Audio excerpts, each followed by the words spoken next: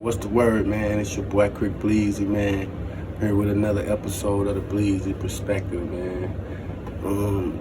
This morning, man, I wanted to talk about not really Kim Kardashian, but it was a video that I was watching about her on the show. You know, I called the Damage Report on the TYT network. Shout out to them. I fuck with them heavy. But I kind of didn't agree with some of the subject matter of this particular video. But the video that they were speaking on, she was speaking somewhere, and she was telling women that they need to get out, do the work, and do waddy-bop-bop. And initially, I never cared which way or whatever about that particular part of it, but I will comment on it. I felt like they took it as she was talking to the everyday, average person, and I felt like she was talking to people in her walk of life. You know what I'm saying? But that's just my opinion. That was their opinion. I could care less.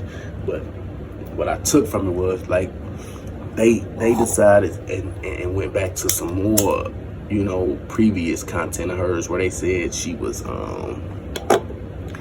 totally tone deaf for the fact that in 2020 during the pandemic, she posted videos and pictures of her and her family going to an island that they rented out to celebrate a birthday party.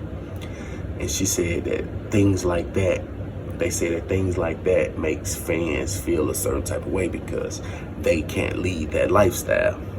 So for me, I felt like that's not their fault.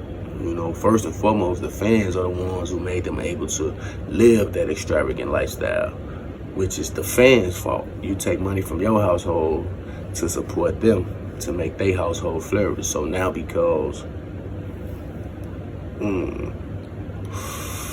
it's a pandemic going on, they're not supposed to be able to use the benefits they have gained in life to survive the pandemic. You know what I mean? Like,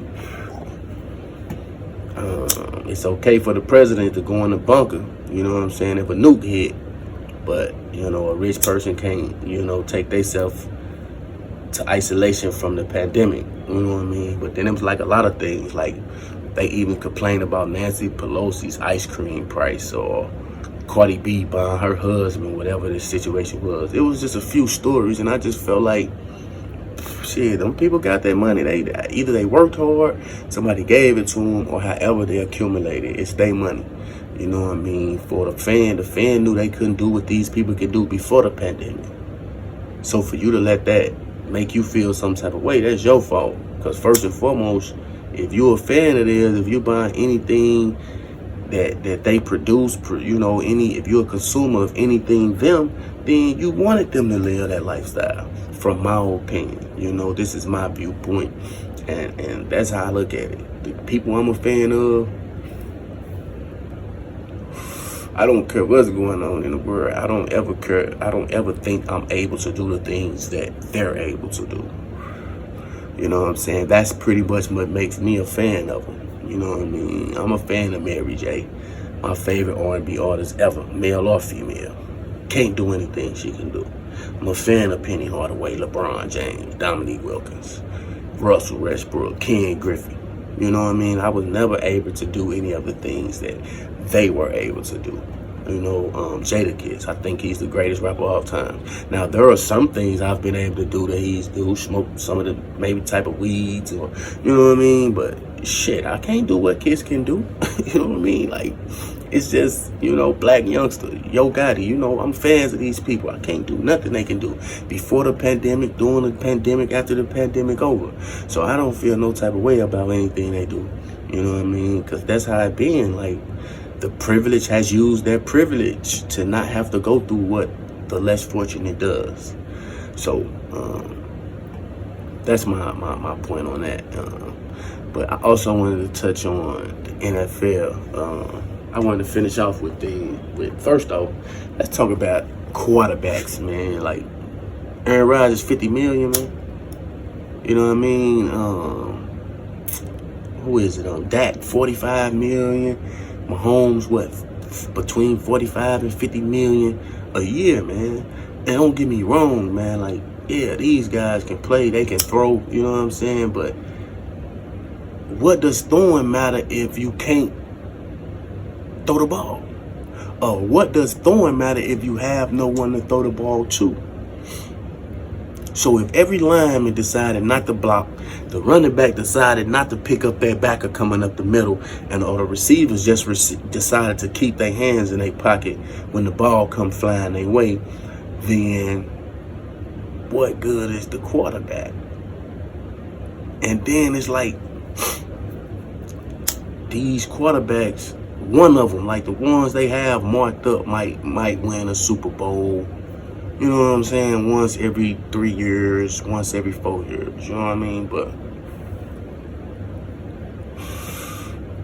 now this is what get me, you know, when it comes to, you know, black men, you know, to be paid the highest, paid like the greatest of all time, paid like the best in the league, you have to be producing championships.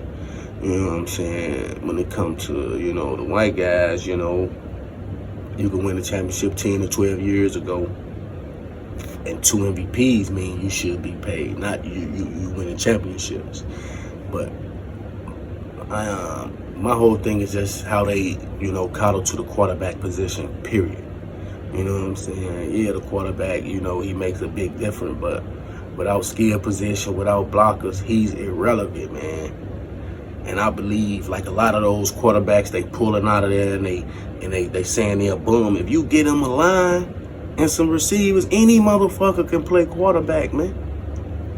Anybody. Pat McAfee can be a starting quarterback if you give him a line and some receivers. A running back, if you want to run it, Pat McAfee can be a starting quarterback. Second thing about the NFL I want to talk about is the Los Angeles Chargers, man. Like, if people don't, if people ain't seeing this on the surface, man, I don't know if people are looking into it, or maybe I'm looking too deep, but it's kind of strange to me how that coach, which I actually like the way he coaches. I like the aggressiveness he coaches with, going forward on fourth. I actually like it. But when it don't work, I don't like his response, man. Just accept it, man. I tried and, you know, I fell on my ass, man. You know what I'm saying? Don't get to trying to justify it or talk down about the opponent or the people who asking the questions. But my point being, though, now it's mighty strange how this white man actually blew the game for them to go to the playoffs.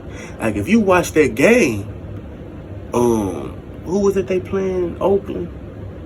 I mean, Vegas? Whoever they was playing, their coach was going to let the time run out. He was going to let the game end in a tie so both teams could make the playoffs. So Pittsburgh wouldn't have made the playoffs. That coach wanted to stick it to Pittsburgh if you watch that game. I'm not talking about the fourth down he went for early on their side of the field or a couple plays. I'm talking about this particular ending of the game. If dude never called a timeout, that other coach was going to let the clock run out, man. He was going to let the game end in a tie. This jerk calls a timeout. So dude said to hell with it and went on Sunday's kicking team and kicked the field goal. Pittsburgh get in the playoffs. So the owners of the Chargers see this and say, oh, okay, our defense kept us out the playoffs. We got to go get Khalil. So now they go trade for Khalil Mack because the defense let them down. But now if you rewind and go back to when Anthony Lynn was coaching, Phillips Rivers last season, and Herbert, what, first year, second year, how many years he coached Herbert, however many it was. I think 1 or 2 of those seasons, they was a game out of the playoffs. They came down to like the last game of the season. And it wasn't really no mismanagement of the game by Anthony Lynn.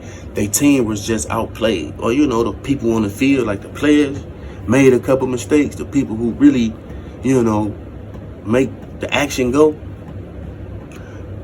they fired Anthony Lynn. They ain't go trade for Khalil Mack.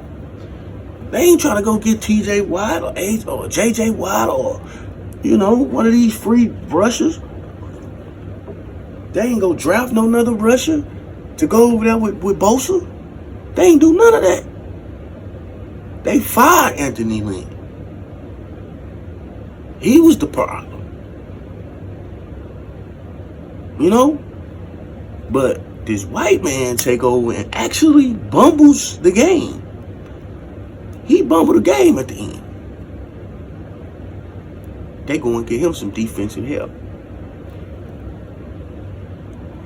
And I want to say, you know, on some real talk, man, shout out to Justin Herbert, man, because I ain't see that Oregon, man.